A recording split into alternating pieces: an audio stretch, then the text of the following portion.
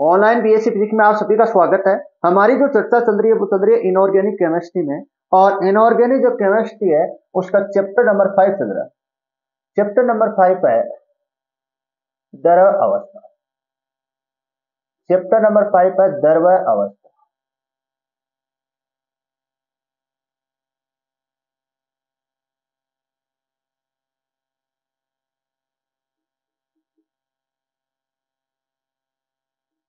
और इसमें आप हमारा जो टॉपिक चल रहा है वो चल रहा है गैस। गैस, द्रव, ठोस में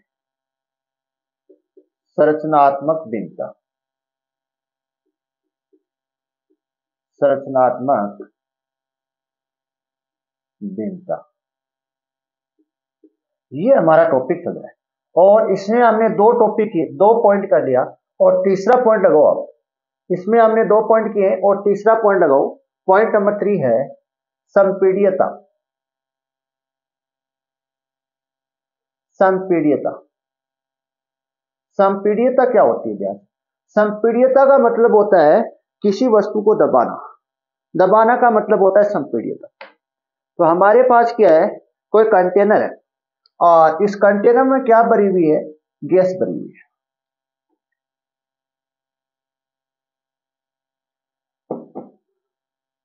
हमारे पास कोई कंटेनर है, इस प्रकार से क्या है, कोई कंटेनर, और इस कंटेनर में इस प्रकार से क्या भरी हुई है? गैस भरी हुई है।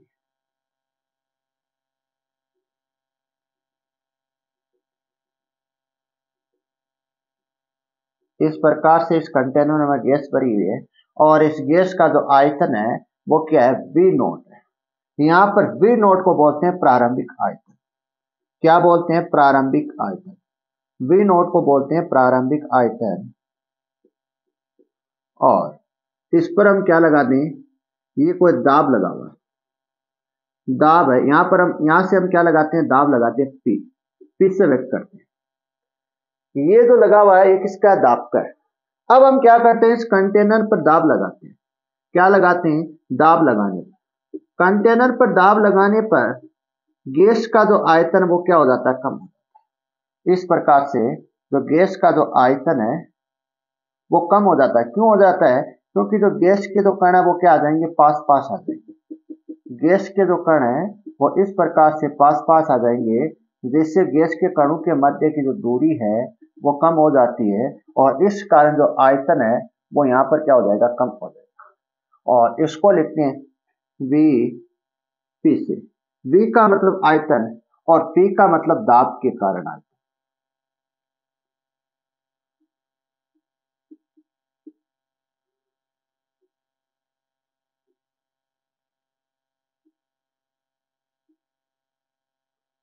यहां पर वीपी क्या है? यहां पर वीपी है दाब के कारण आयतन। दाब के कारण आयतन। ध्यान से सुनना, हमारे पास क्या है? कोई कंटेनर है और इस कंटेनर में क्या भरी हुई है? कोई गैस भरी हुई है। और इस गैस का जो आयतन है वो कितना है? प्रारंभिक वी नोट है, जिसको हम क्या बोलते हैं? प्रारंभिक आयतन बोलते हैं। इस गैस का जो आयतन है वो कितना है? वी नोट है। इस वी नोट को हम क्या बोलते हैं? प्रारंभिक आयतन बोलते हैं। फिर हम क्या करते हैं? इस दाब लगाते हैं। दाब लगाने पर क्या होता है? गैस के जो अणु है वो क्या आ जाएंगे? पास पास आ जाएंगे। गैस के अणु पास पास आने का मतलब है गैस के अणु के मध्य की जो दूरी है वो क्या हो जाएगी? कम हो जाएगी। गैस के अणु के मध्य दूरी कम हो जाएगी तो आयतन क्या हो जाएगा? यहाँ पर कम प्राप्त होगा। तो यह आयतन है वो किसके कारण है? वीपी। ये कारण है दाब के कारण आयतन। क्या है? दाब के कारण आयतन। तो यहां पर आयतन में क्या हो रहा है? परिवर्तन हो रहा है। क्या हो रहा है?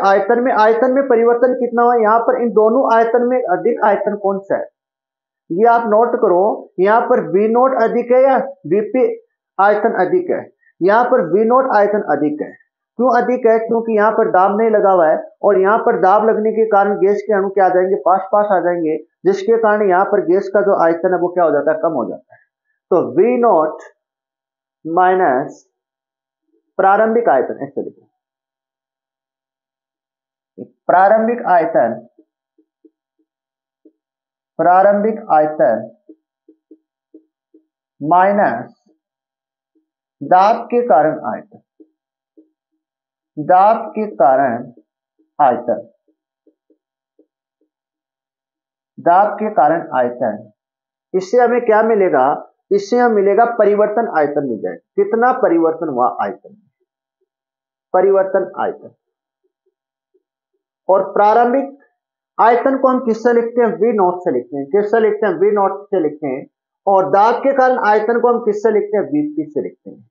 और परिवर्तन को डेल से लिखते हैं और आयतन को वी से लिखते हैं। यहां पर डेल का मतलब है परिवर्तन, परिवर्तन किसमें, यहां पर आयतन में।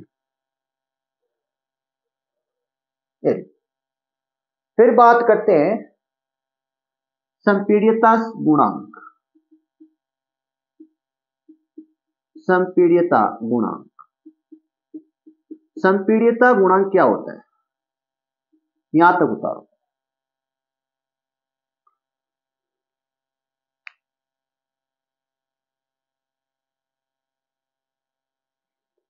तो ध्यान से सुनना, संपीड्यता गुणांक क्या होता है, प्रारंभिक आयतन, प्रारंभिक आयतन, सॉरी प्रारंभिक आयतन ये लेना है, परिवर्तन आयतन, परिवर्तन आयतन तथा प्रारंभिक आयतन का, प्रारंभिक आयतन का, आयतन का P-1 के साथ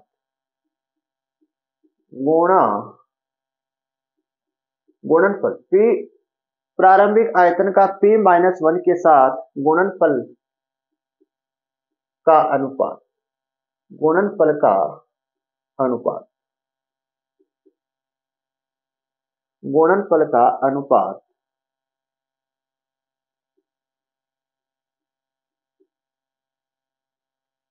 संपीड्यता गुणांक कहलाता है, संपीड्यता गुणांक कहलाता है।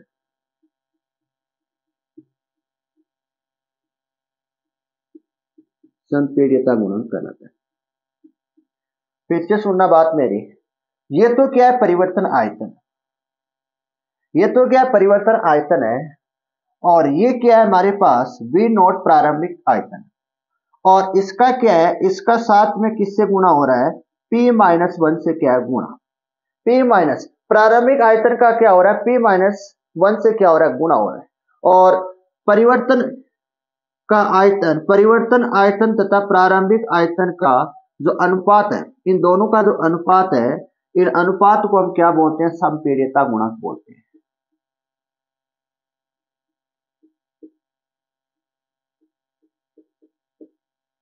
और इसे कप्पा से लिखते हैं, किससे लिखते हैं, कप्पा से।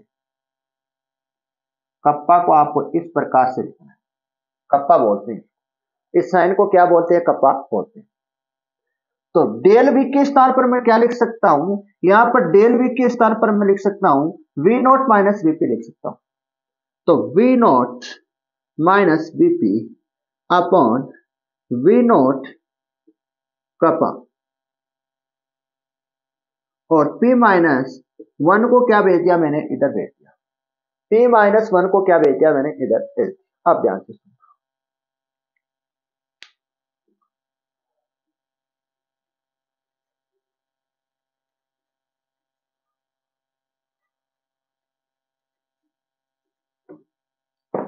इसको लिख सकते हैं, मैं इसको मैं क्या लिख सकता हूं, इस प्रकार से लिख सकता हूं V naught upon V not minus VP upon V naught, इस प्रकार से लिख सकता हूं, बराबर कपा P-1। ये तो क्या बन जाएगी, 1 बन जाएगी।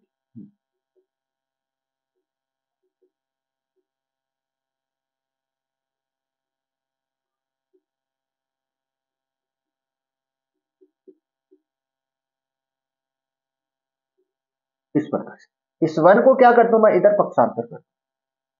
तो ये 1 इधर क्या है, प्लस का है,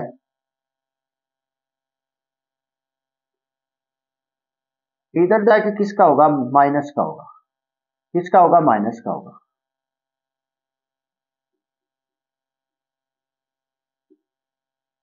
और ये माइनस मैं इधर पक्षांतर करूं, ये माइनस इधर पक्षांतर करूं तो minus minus plus, plus minus minus,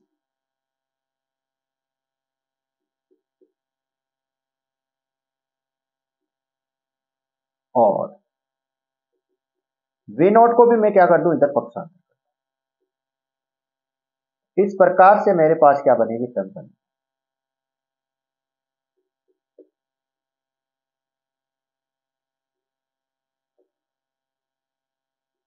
ये हमारा क्या हो गया, संपीड्यता गुणक मिल गया, संपीड्यता गुणक।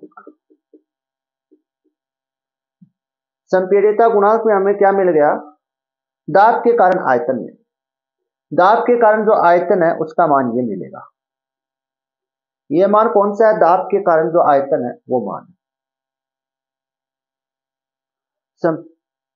संपीड्यता गुणांक के रूप में।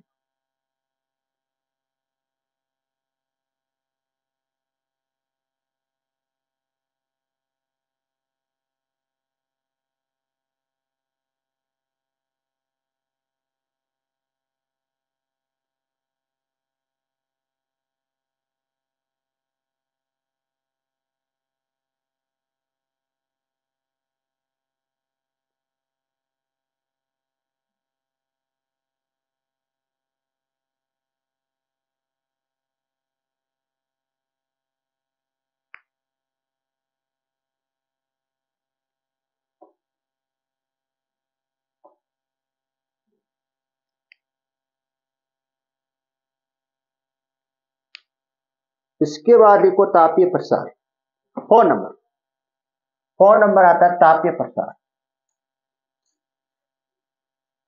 तापीय प्रसार क्या होता है,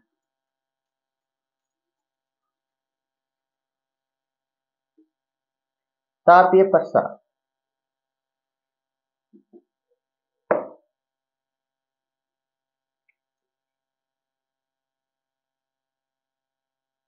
तापीय तापीय प्रसार, तापीय प्रसार।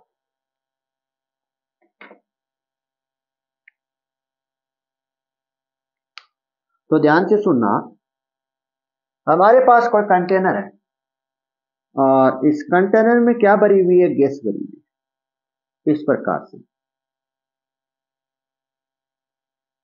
इस प्रकार से इस कंटेनर में क्या भरी हुई है, गैस भरी हुई है। और इस गैस का जो आयतन है वो कितना है, वी नोट है।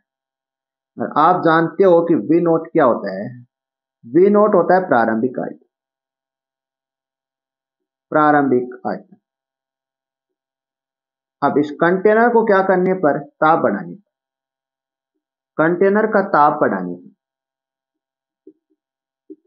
कंटेनर के ताप बढ़ाने पर गैसीय आयतन क्या हो जाते हैं, फैल जाते हैं। मतलब इनके कणों के मध्य, गैसीय कणों के मध्य की जो दूरी है वो क्या हो जाती है, अधिक हो जाती है, जिसके कारण गैसीय कणों का जो आयतन है वो क्या हो जाता है, अधिक हो जाता है। गैसीय कणों के मध्य ताप बढ़ाने पर गैस के जो कण है उनके मध्य की जो दूरी है वो अधिक हो जाती है, जिसके कारण इनके मध्य, इनका जो आयतन है वो क्या हो जाता है, फैल जाता है, मतलब अधिक हो जाता है। यहाँ पर Vt क्या है, ताप के कारण, ताप के कारण आयतन, ताप के कारण आयतन,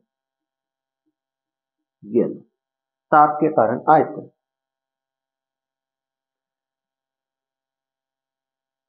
ताप के कारण आयतन।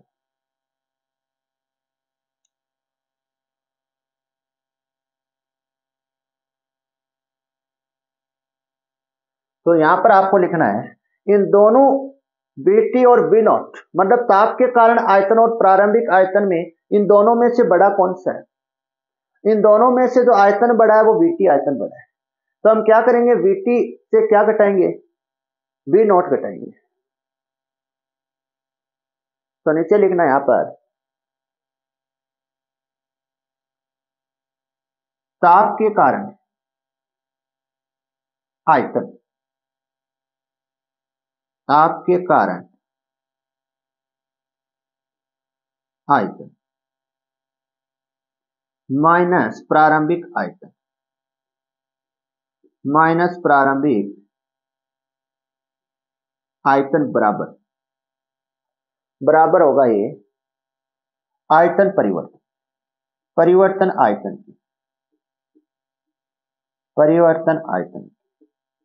तो ताप के कारण जो आयतन है वो है Vt, और प्रारंभिक जो आयतन है वो कितना V नॉट, और परिवर्तन को किससे लिखते हैं, डेल से लिखते हैं, डेल से लिखते हैं, और आयतन को लिखते हैं V से। ये हमारे पास एक टर्म। अगली टर्म आप लगाओ तापीय प्रसार गुणांक। तापीय प्रसार गुणांक, सबसे पहले लिखो इसकी परिभाषा। सबसे पहले आप इसकी क्या लिखो, परिभाषा लिखो। तो परिभाषा इस प्रकार से बनेगी,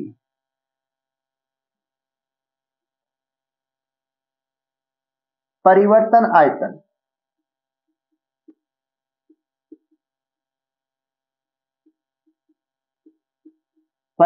आयतन तथा प्रारंभिक आयतन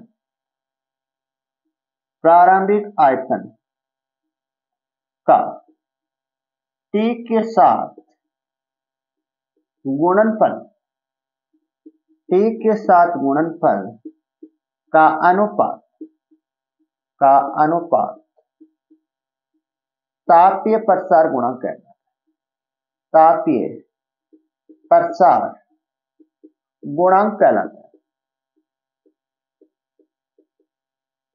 तापीय प्रसार गुणांक कहलाता है। ये लो। तो यहाँ पर परिवर्तन आयतन को डेल V से लिखते हैं, और प्रारंभिक आयतन को V नॉट से लिखते हैं, और गुणा किसके साथ हो रहा है, T के साथ गुणा हो रहा है, और दोनों का क्या अनुपात है।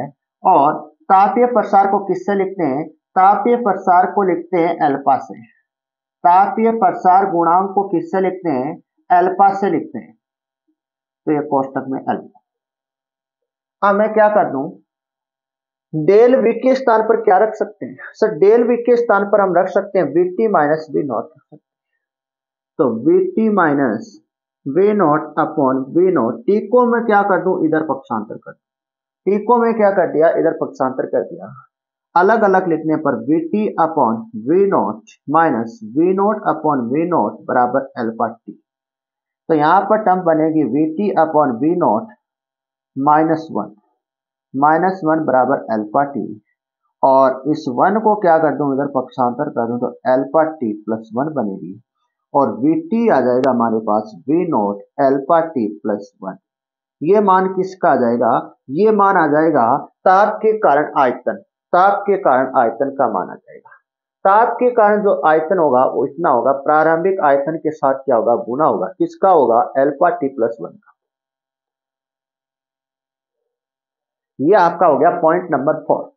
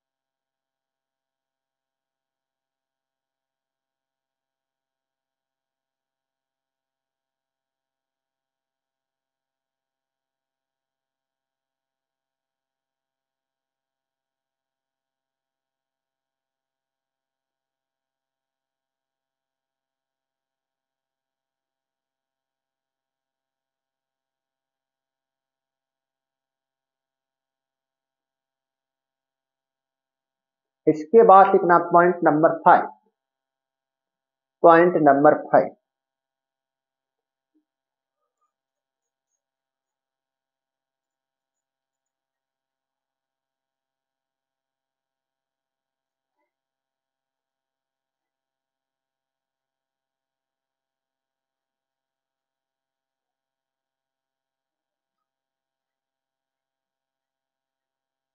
पॉइंट नंबर 5 है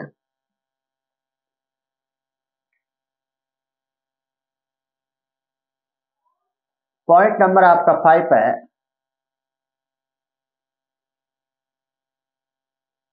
आयन।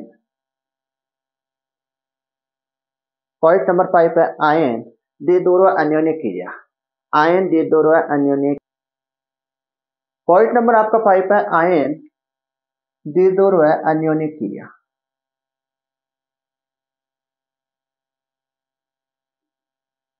अन्योन्य क्रिया। आयन द्विध्रुव अन्योन्य क्रिया। इसमें आप लिखना हमारे पास क्या है, कोई आयनिक ठोस है और इस आयनिक ठोस को हम क्या करना चाहते हैं, दोहरीय विलायक में मिलाना चाहते हैं। किस में मिलाना चाहते हैं, दोहरीय विलायक में मिलाना चाहते हैं। तो यहाँ पर दोहरीय विलायक में मिलाते हैं तो यहाँ पर क्या होता है, आयन द्विध्रुव अन्योन्य क्रिया उत्पन्न होती है। हमारे पास क्या है, कोई आयनिक ठोस है और इस आयनिक ठोस को हम किस में मिला दें, दोहरीय विलायक में मिला दें। तो दोहरीय विलायक में मिलाने पर क्या होता है, वहां पर आयन द्विध्रुव अन्योन्य क्रिया उत्पन्न होती है। जब आयनिक ठोस को जब आयनिक ठोस को जब आयनिक ठोस को दोहरीय विलायक में जब आयनिक ठोस को दोहरीय विलायक में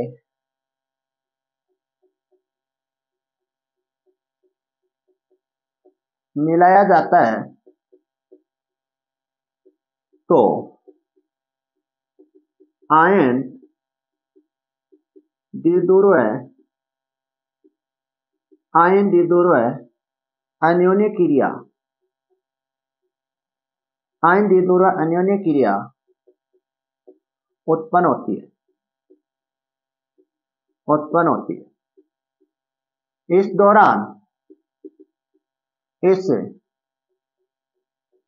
दौरान कुछ ऊर्जा उत्सर्जित होती है। कुछ ऊर्जा उत्सर्जित का मतलब होता है ऊर्जा बाहर निकलना। उत्सर्जित का मतलब होता है ऊर्जा बाहर निकलना। इस दौरान कुछ ऊर्जा मतलब बाहर निकलती है, मतलब कुछ ऊर्जा उत्सर्जित होती है। इस उत्सर्जित ऊर्जा को इस उत्सर्जित ऊर्जा को इस उत्सर्जित ऊर्जा को जलयोजन ऊर्जा कहते हैं। क्या कहते हैं, जलयोजन ऊर्जा कहते हैं। ये लो, ये आपकी परिभाषा।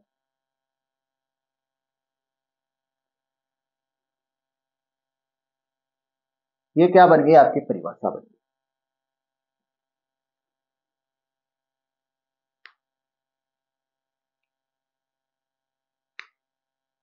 नेक्स्ट इसमें लिखना नेक्स्ट, जब NaCl को जल में मिलाया जाता है, जल में मिलाया जाता है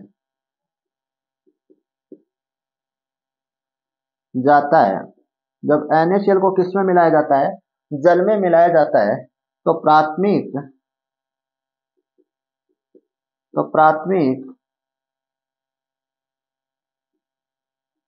आवरण व द्वितीय आवरण का निर्माण होता है। द्वितीय आवरण का निर्माण होता है। द्वितीय आवरण का क्या होता है, निर्माण होता है। ये जैसे NaCl को लिख सकते हैं Na प्लस Cl माइनस। ये क्या घुल जाते हैं, जलीय में घुल जाते हैं। और इसमें हम किसमें NaCl को किसमें घोलते हैं, H2O में घोलते हैं, मतलब जल में घोलते हैं। तो इसकी जो संरचना है वो इस प्रकार से बनेगी, Na प्लस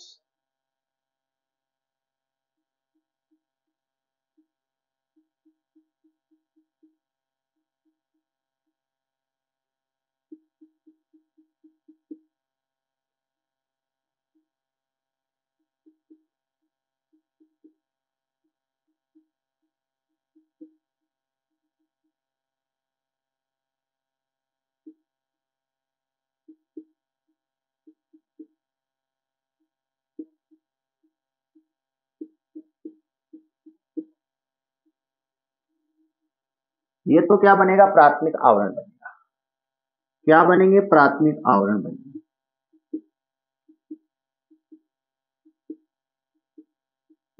अब क्या बनेगा, द्वितीय आवरण बनेगा।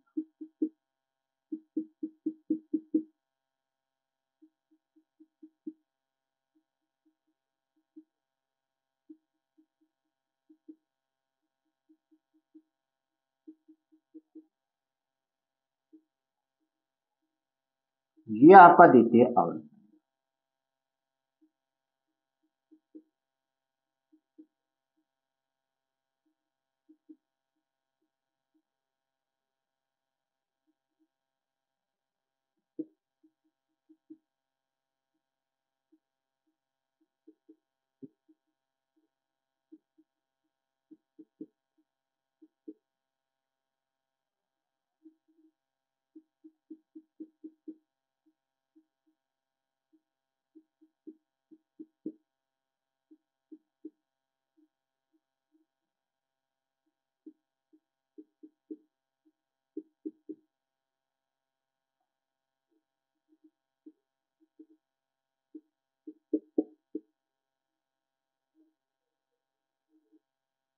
ये आपका क्या बनेगा, द्वितीय आवरण बनेगा। ये तो आपका प्राथमिक आवरण बनेगा। और इस प्राथमिक आवरण से क्या होती है, ऊर्जा उत्सर्जित होती है। कौन सी ऊर्जा उत्सर्जित होती है, जलयोजन ऊर्जा बाहर निकलती है। उत्सर्जित होने का मतलब है जलयोजन ऊर्जा बाहर निकलना। इसको बोलते हैं प्राथमिक आवरण। प्राथमिक आवरण। और इसको बोलते हैं द्वितीयक आवरण। द्वितीयक आवरण ये होगा।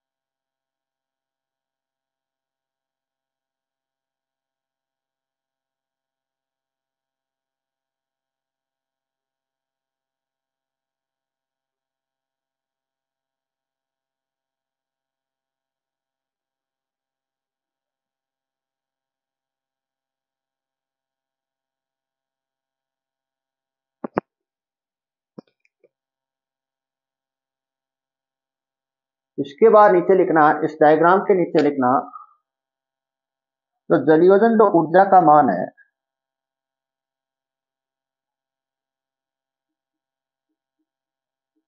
जो ऊर्जा जो बाहर निकलती है वो किस पर डिपेंड करती है। एक तो डिपेंड करती है आयनिक आवेश के समानुपाती होती है। जितने ज्यादा आयन होंगे, आयनिक आवेश होंगे, उतनी ज्यादा क्या निकलेगी, ऊर्जा बाहर निकलेगी। आयनिक आवेश को स्मॉल ई से व्यक्त करते हैं। जितने ज्यादा क्या होंगे, आयनिक आवेश होंगे, उतनी ज्यादा क्या निकलेगी, ऊर्जा बाहर निकलेगी। कौन सी ऊर्जा बाहर निकलेगी, जलयोजन ऊर्जा बाहर निकलेगी। दूसरा पॉइंट आता है, जलयोजन जो ऊर्जा का मान है, द्विध्रुव आघूर्ण के क्या होता है, समानुपाती होता है। जितने ज्यादा डाइपोल बनेंगे उतनी ज्यादा क्या निकलेगी, जलयोजन ऊर्जा बाहर निकलेगी। और तीसरा पॉइंट है, पॉइंट नंबर फर्स्ट और पॉइंट नंबर सेकंड और पॉइंट नंबर थर्ड है, जलयोजन ऊर्जा का जो मान होता है,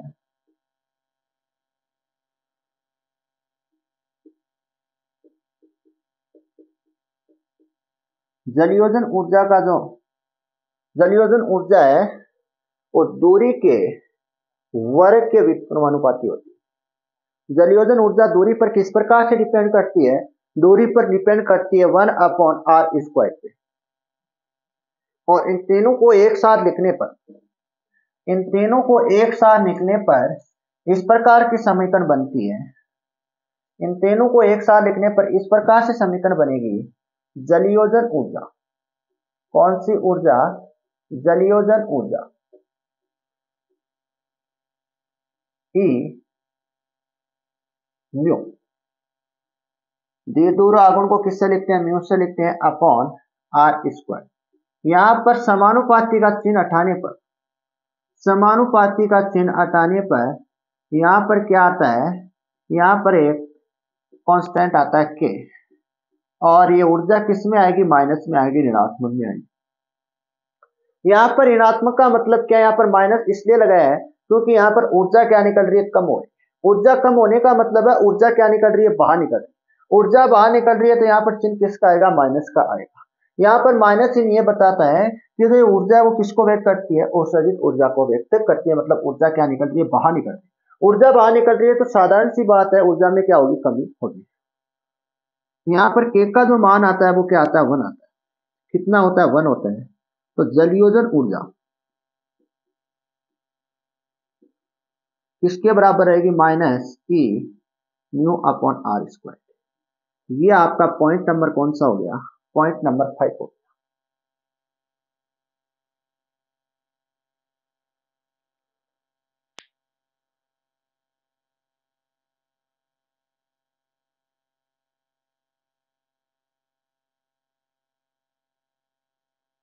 इसके बाद आगे लास्ट 6 है।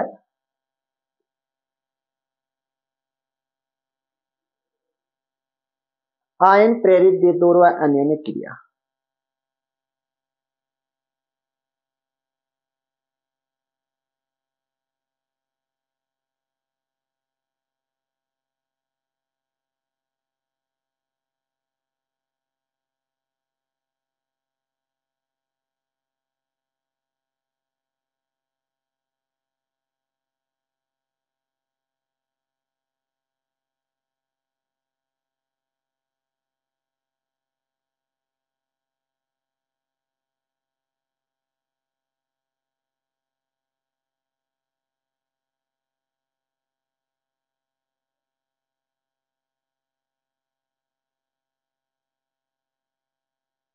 अगले इसमें लिखो 6 नंबर।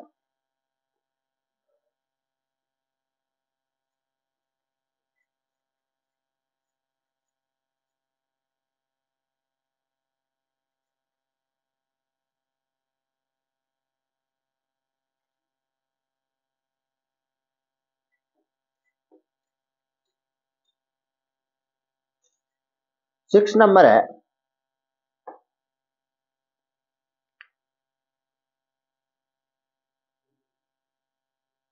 आयन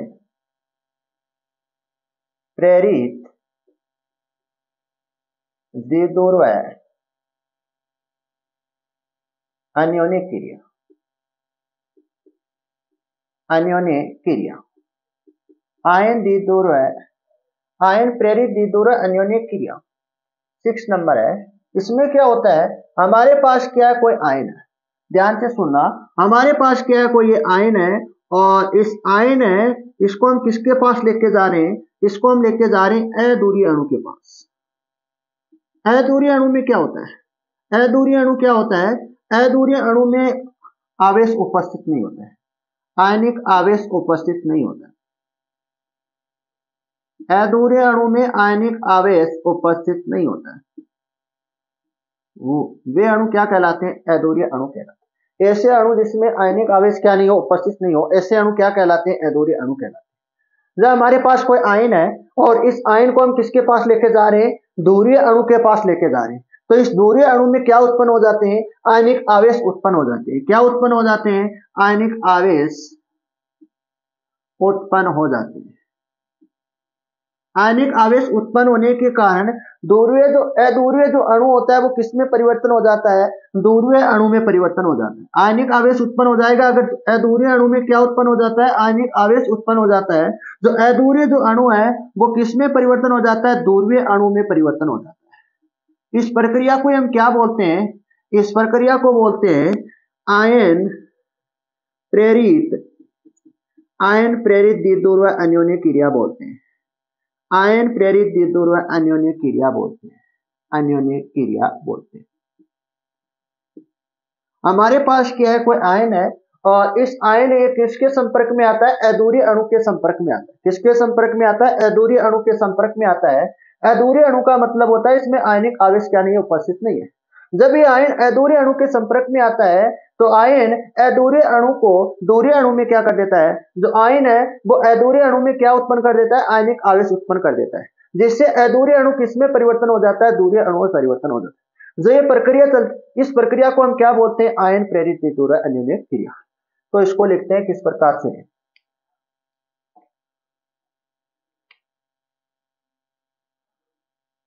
जब कोई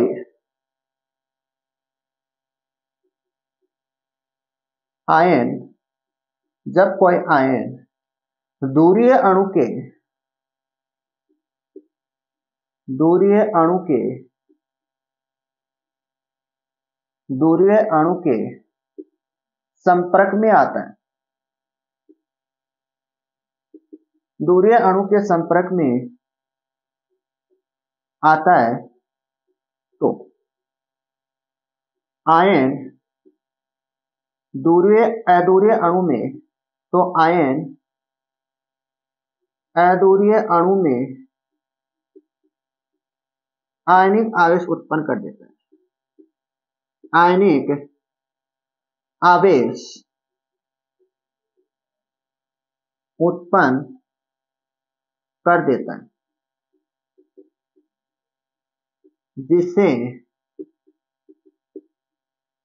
जिससे अधूरे अणु दूसरे अणु में परिवर्तन हो जाता है। दूसरे अणु में परिवर्तन हो जाता है। ये लो आपका आयन प्रेरित द्विध्रुव अन्योन्य क्रिया।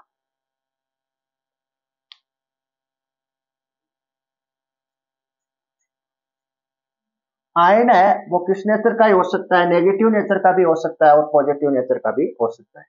जैसे ध्यान से सुना, ये हमारे पास क्या आयन है, ये आयन है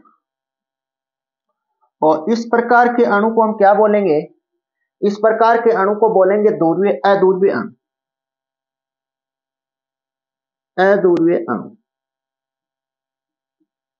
और इस प्रकार के अणु को हम क्या बोलेंगे, या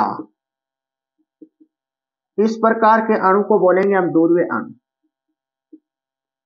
ध्रुवीय अणु। तो इसको हम क्या करते हैं, इसके पास लेके आते हैं, इस ध्रुवीय अणु को इसके पास लेके आते हैं। तो ये ध्रुवीय अणु है वो ये अध्रुवीय अणु को हम क्या लेके आते हैं, आयन के पास लेके आते हैं। तो अध्रुवीय अणु वो किस प्रकार का हो जाता है, इस प्रकार का हो जाता है, ध्रुवीय अणु जैसा हो जाता है। तो ये बनाना संरचना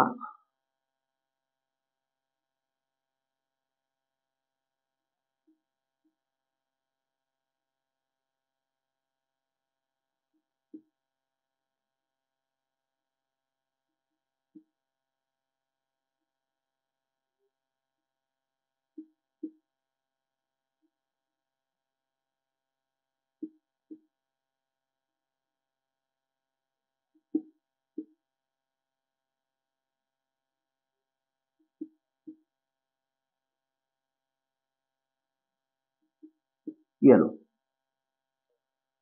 और इस दौरान जब दूसरे अणु में परिवर्तन होता है, जब अध्रुवीय अणु दूसरे अणु में परिवर्तन होता है तो इस दौरान क्या होती है, कुछ ऊर्जा बाहर निकलती है, मतलब कुछ ऊर्जा क्या होती है, उत्सर्जित होती है। इस दौरान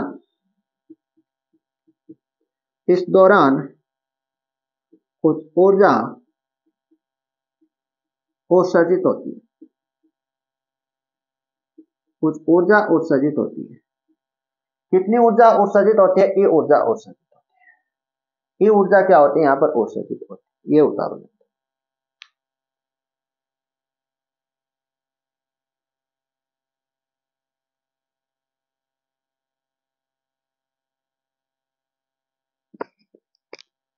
और इसके बाद लिखना इस दौरान कुछ ऊर्जा उत्सर्जित होती है। इस उत्सर्जित ऊर्जा का जो मान है, इस उत्सर्जित ऊर्जा का जो मान है वो ध्रुवणता के क्या होती है, समानुपाती होती है। ध्रुवणता को लिखते हैं अल्फा से। किससे लिखते हैं? अल्फा से लिखते हैं। ये पॉइंट नंबर फर्स्ट हो गया। और पॉइंट नंबर सेकंड लिखो, इस उत्सर्जित ऊर्जा का मान है वो आयनिक आवेश के वर्ग के समानुपाती होती है। आयनिक आवेश के वर्ग के क्या होती है, समानुपाती होती है। और तीसरा पॉइंट लिखो, इस उत्सर्जित ऊर्जा का मान है, इस उत्सर्जित ऊर्जा का मान है वो दूरी के 4 घात के व्युत्क्रमानुपाती होती है। दूरी के 4 घात के क्या होती है, व्युत्क्रमानुपाती होती है। अगर इन तीनों पॉइंटों को मैं क्या लिख दूं, एक साथ लिख दूं। अगर हम क्या करें, इन तीनों पॉइंटों को एक साथ लिखने पर इस प्रकार की समीकरण बनेगी। इस प्रकार की क्या बनेगी, समीकरण बनेगी। अल्फा यहाँ पर क्या ध्रुवणता है और ई यहाँ पर क्या है, आयनिक आवेश है, अपॉन आर की घात 4 है। यहाँ पर समानुपाती चिन्ह हटने पर एक कांस्टेंट आएगा के, और चिन्ह किसका लगेगा, माइनस लगेगा। यहाँ पर माइनस चिन्ह क्यों है, क्योंकि सर यहाँ पर जो ऊर्जा है वो क्या हो रही है, उत्सर्जित हो रही है। उत्सर्जित ऊर्जा का मतलब है ऊर्जा बाहर निकल रही है। जब ऊर्जा बाहर निकल रही है तो ऊर्जा में क्या होगी, कमी होगी। यहाँ पर ऊर्जा में यहाँ पर कमी होगी तो यहाँ पर चिन्ह किसका आएगा, माइनस का आएगा। और यहाँ पर जो के का मान है, जो कांस्टेंट का जो मान आता है वो कितना आता है, 1/2 आता है। ई बराबर रहेगा -1/2 अल्फा ए की स्क्वायर अपॉन और आर की घात 4 अपॉन आर की घात 4। ये लो आपका ये पॉइंट कंप्लीट है आयन पेरिथेडोरल एनर्जी। अब यहाँ पर ध्यान से सुनना, मैंने जो ये आयन लिया है वो कौन सा लिया है, नेगेटिव नेचर का लिया है। किस नेचर का लिया है, नेगेटिव नेचर का लिया है। अगर आप पॉजिटिव नेचर का लेते हो तो ये चिन्ह क्या कर देना, अदला बदली कर देना। ये माइनस यहाँ पर आ जाएगा और ये प्लस क्या चला जाएगा, यहाँ पर चला जाएगा। सभी अणु के जो चिन्ह है वो क्या हो जाएंगे, एक्सचेंज हो जाएंगे।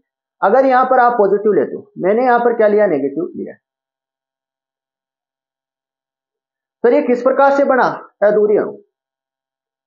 सर ये जो अधूरी अणु है वो किस प्रकार से बना, जैसे ध्यान से सुनना, ये हमारे पास कोई अणु है और इस अणु में धनायन और ऋणायन की संख्या क्या सेम है। धनायन और ऋणायन की संख्या सेम है तो ये अणु कैसा रहेगा, अधूरी अणु रहेगा। कैसा रहेगा, अधूरी अणु। जब हम क्या करते हैं, आयन के संपर्क में लेके आते हैं, मान लेते हैं तो ये आयन है वो कैसा है, नेगेटिव नेचर का। तो ये नेगेटिव नेचर का है तो पॉजिटिव नेचर को अपनी ओर आकर्षित करेगा। मतलब सारे पॉजिटिव नेचर एक तरफ कर देगा और सारे नेगेटिव नेचर क्या कर देगा, दूर कर देगा। पॉजिटिव नेचर को तो पास में लेके आ जाएगा और नेगेटिव नेचर के मध्य क्या लगता है, प्रतिकर्षण लगता है, तो दूर भेज देगा। तो यहाँ पर क्या बन जाता है, दूरीय अणु बन जाता है।